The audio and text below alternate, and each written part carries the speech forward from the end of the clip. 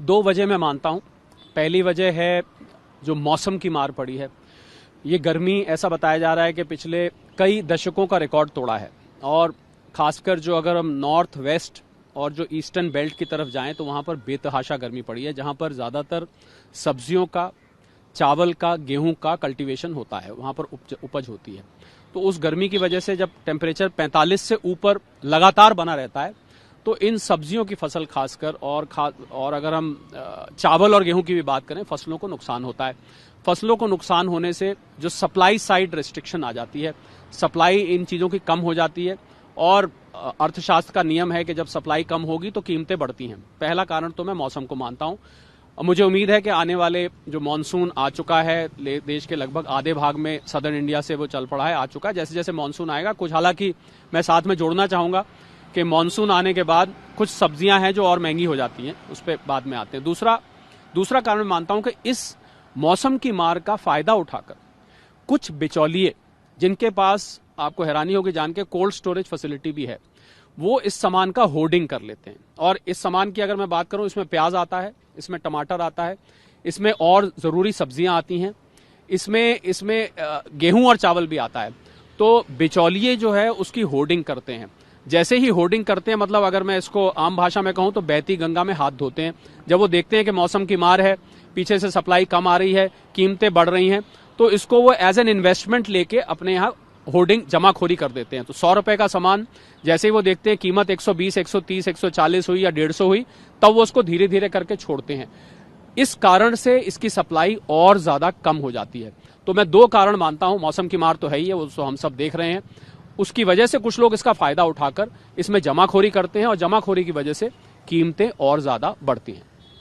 Sir, एक report आई है, कांटर की रिपोर्ट है, उसमें बताया गया है कि महंगाई इतनी ज़्यादा हो गई है कि लोगों ने अपने खर्चों में सब्जियों को बिल्कुल कम कर दिया है, मिनिमाइज कर दिया है। ये किस ओर इशारा कर रहा है, खासतौर पर अगर इकोनॉमी में इसके प्रभाव को देखा जाए? ये हम इसको किचन की थाली कहते हैं कि आपके जो किचन की थाली है वो महंगी हो गई है। मतलब आपकी जो खाने की थाली है, जिसमें गेहूं है, जिसमें चावल है, जिसमें दालें हैं, जिसमें सब्जियां हैं, इसी कारण से लोगों का जो बजट है वो अस्त व्यस्त हो गया है। जब बजट बिगड़ जाता है तो आपका अगर खाने का खर्चा, मान लीजिए कोई व्यक्ति महीने का 25,000 रुपए कमाता है और खाली खाने पर, और 4-5 आदमियों का परिवार है, और खाली खाने पर अगर उसके समझ लीजिए 15,000 रुपए खर्च हो रहे हैं, तो लाजमी बात है वो बच्चों की फीस कहां से देगा, वो आने जाने में खर्चा कैसे करेगा। इन सब चीजों पर वो कटौती करता है, और कटौती करता है तो जो चीज सबसे ज्यादा पैसे को खा रही है उसको वो रोकने की कोशिश करता है। तो यही आप देखेंगे कि 15,000 रुपए अगर वो 25,000 में से खर्च कर रहा है, तो वो लोगों ने अपने खाने पीने का खर्च कम करके, यानी कि अपनी थाली पे खर्च कम करके, और जो आदमी जिसके घर में 2 सब्जी बनती थी, 1 बनती है, जहां पर साथ में सलाद खाया जाता था, अब सलाद नहीं खाया जाता।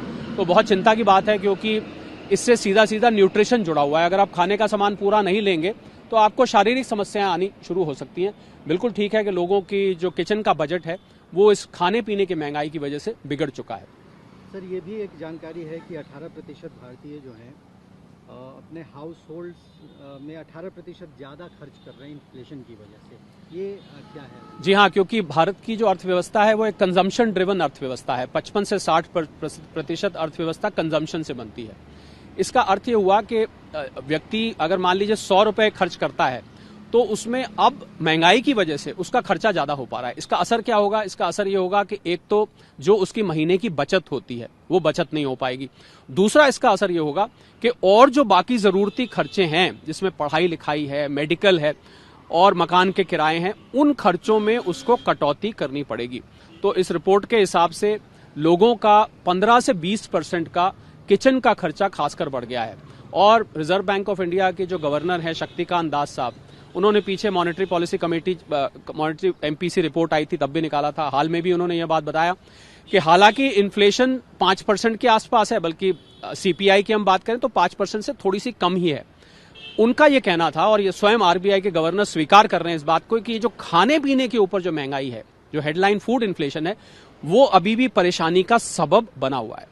इसका मतलब बाकी की महंगाई पर उन्होंने काफी हद तक लगाम लगा ली है, पर गेहूं की बात करें, चावल की बात करें, दालों की बात करें, सब्जियों की बात करें, फलों की बात करें, इस इन्फ्लेशन ने आज भी आम आदमी को त्रस्त किया हुआ है। उन्होंने ये भी कहा कि ये इन्फ्लेशन हमारे लिए जिद्दी इन्फ्लेशन बन गई है, इसको ओवरकम करना मुश्किल हो गया है। इसी वजह से जो आपको ब्याज की दरें, जिसको हम रिपो रेट कहते हैं, वो रिपो रेट नीचे वो नहीं ला पा रहे हैं। शायद आने वाले कुछ क्वार्टर्स में हमें देखने को मिले नीचे आता हुआ, पर फिलहाल, और मैं आपको ये भी बताना चाहूंगा कि भारत में ही नहीं, दुनिया भर में फूड इन्फ्लेशन एक चिंता का सबब बना हुआ है।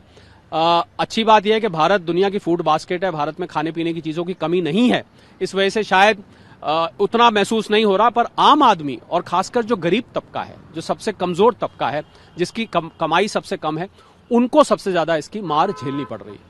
सर, एक अंतिम सवाल, फूड इन्फ्लेशन जो है वो हमारी पूरी अर्थव्यवस्था को कैसे इम्पैक्ट करती है, किस तरह का दुष्प्रभाव होता है?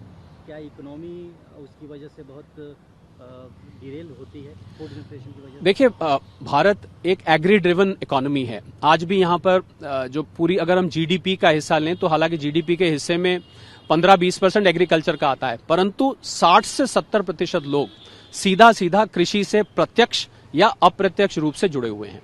अब जिस देश में 7 से 70% लोग कृषि से जुड़े हुए होंगे, लाजमी बात है अगर वहां फूड इन्फ्लेशन बढ़ती है, अगर वहां पर जमाखोरी होती है, अगर वहां पर बाढ़ आती है, अगर वहां पर सूखा पड़ता है, गर्मी ज्यादा पड़ती है, सर्दी ज्यादा पड़ती है, तो अर्थव्यवस्था को सीधे सीधे वो प्रभावित करता है। और इसका असर यह होता है कि अब लोगों का अगर किचन का खर्चा बढ़ जाएगा, खाने पीने पे खर्च बढ़ जाएगा, तो जो सेविंग्स करते, एक आदमी जो 20,000 रुपए महीना कमाता है, अगर वो महीने का 2-4 हजार रुपए बचाता है, वो महंगाई की वजह से नहीं बचा पाएगा। तो सेविंग्स का ना होना मैं समझता हूं खतरनाक है। बल्कि मैं एक कदम और आगे जाके बोलूंगा कि लोगों को उधार लेने के भी किस्से सुनने में आते हैं कि आपकी तनख्वाह से ज्यादा आपका खर्च हो गया, क्योंकि उनको बच्चों की स्कूल की फीस देनी है, उनको मकान के किराए देने हैं, बीच में कोई बीमारी आ गई, अस्पताल के खर्चे भी हैं। इन सबको देखते हुए और खाने का खर्चा जब उसमें जोड़ देते हैं, बहुत सारी दफा ऐसा देखा गया है कि तनख्वाह कम पड़ती है और अपने रिश्तेदारों से, बैंकों से कहीं ना कहीं से वो उधार लेते हैं। मैं समझता हूं अर्थव्यवस्था के लिए ये अच्छी बात नहीं है, क्योंकि आपकी सेविंग्स अगर होनी बंद हो जाएंगी तो सेविंग्स तो जीडीपी रेशियो बिगड़ जाएगा, सेविंग्स टू जीडीपी रेशियो बिगेगा तो सोशल सिक्योरिटी यानी कि मुसीबत के समय या रिटायरमेंट के समय जो पैसा चाहिए होता है वो नहीं होगा। तो ये खतरे की घंटी साबित हो सकता है। ये सब्जी मार्केट में है, आप सब्जियां महंगी हो गई है, बहुत ज्यादा महंगी हो गई है, थोड़ी बहुत नहीं, बहुत ज्यादा महंगी हो गई है। प्याज जो 170-180 मिलता था 220 मिल रहा है। इस हिसाब से अब आप आलू भी देख लो तो आलू भी उतना ही महंगा हो रहा है। सारी सब्जियां महंगी हो गई हैं, कम से कम 25%। किचन पे क्या इम्पैक्ट पड़ रहा है इस महंगाई का, सब्जी की महंगाई? काफी महंगाई का फर्क पड़ा है। जो पहले खर्चा महीने का 15,000 रुपये आता था, अब साला 25,000 रुपये के करीब हो गया है। तो हर आदमी के ऊपर महंगाई का खर्चा तो बढ़ ही रहा है, महंगाई बहुत बढ़ रही है। बीन्स देख लो 120 रुपए किलो दे रहे हैं, पहले 60 रुपए किलो मिलती थी। लहसुन 250 रुपए किलो है, पहले 180 था। यही सारी सब्जी महंगी भाई, तो फर्क पड़ रहा है, बहुत ज्यादा फर्क है, बहुत ज्यादा फर्क है। अरे बजट खराब हो जाता ना इससे। इस टाइम का रेट बैगन का 50 रुपया किलो है, ये 2 महीना पहले 20 रुपये था। किस वजह से ये महंगी हुई है, कोई पता है आपको? इसकी गर्मी के कारण, धूप की वजह से। आप जहाँ से लाते हो वहीं से महंगी मिल रही है? हाँ, धूप के वजह से सौदा जो है बैगन ये बन नहीं पा रहा है, कम फल रहा है, इसके वजह से महंगा हो रहा है।